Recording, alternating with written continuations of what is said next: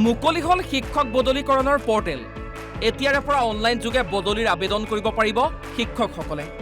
Teacher transfer management system 2026ৰ অধীনত মুকলি এটা বিশেষ পৰ্টেল। এই পৰ্টেলৰ জৰিয়তে বদলি হ'ব খোজা শিক্ষকসকলে অনলাইনৰ জৰিয়তে বদলিৰ আবেদন কৰিব পাৰিব। সমগ্ৰ শিক্ষা অসমৰ কাৰ্যালয়ত শিক্ষক বদলীকৰণৰ পৰ্টেল মুকলি কৰে শিক্ষামন্ত্ৰী ডক্টৰ ৰণোজ পেগুৱে। শিক্ষক বদলিৰ বাবে পূৰ্বৰ 10 বছৰৰ সলনি নতুন আইনমতে এতিয়াৰে পৰা মহিলা শিক্ষকৰ ক্ষেত্ৰত 5 বছৰ আৰু পুৰুষ শিক্ষকৰ ক্ষেত্ৰত 7 বছৰ ধাৰ্য কৰা হৈছে। অৰ্থাৎ বহি জিলাত 7 বছৰ সম্পূৰ্ণ কৰা পুৰুষ শিক্ষক আৰু 5 বছৰ সম্পূৰ্ণ কৰা মহিলা শিক্ষয়িত্ৰীৰ বাবে প্ৰযোজ্য হ'ব এই প্ৰক্ৰিয়া।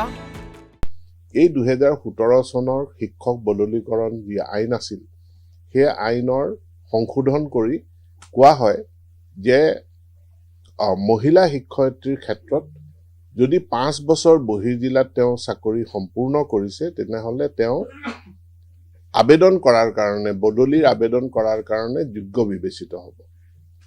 পুৰুষ শিক্ষকৰ কাৰণে যদি 7 বছৰ সম্পূৰ্ণ কৰিছে, তেওঁ যোগ্য বিবেচিত হ'ব।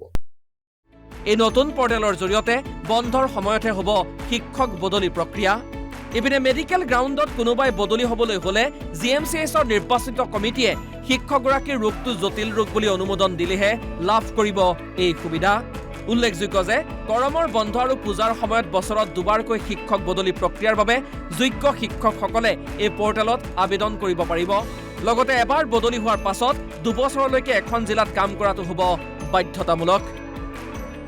গৰম বন্ধৰ দিনকেইটা, তাৰোপৰি আমি দুৰ্গা পূজাৰ দীঘলীয়া বন্ধ যেতিয়া থাকে, তেতিয়াও আমি বদলীকৰণৰ আদেশসমূহ মুকলি কৰি দিওঁ। আৰু আজি মই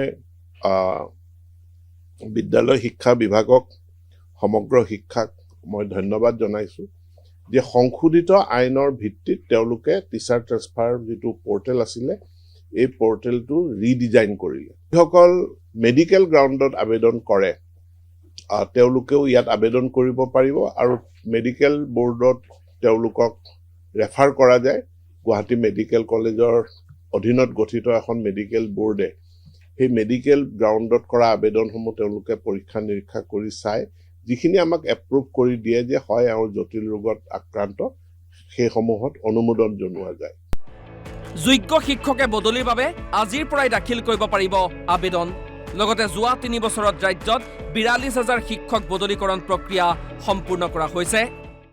এই টিচাৰ ট্ৰান্সফাৰৰ যিটো অনলাইন প্লেটফৰ্ম, এই প্লেটফৰ্মৰ জৰিয়তে অতি সফলতাৰে আমি 42,000 শিক্ষকৰ বদলীকৰণ ইতিমধ্যে কৰিবৰ কাৰণে সক্ষম হৈছোঁ। আৰু 42,000 শিক্ষক মানে এইটো মোটামুটি 21% অফ টোটেল টিচাৰ্ছ। 21% শিক্ষকক আমি বদলীকৰণ কৰি দিবলৈ আমি সক্ষম হৈছোঁ।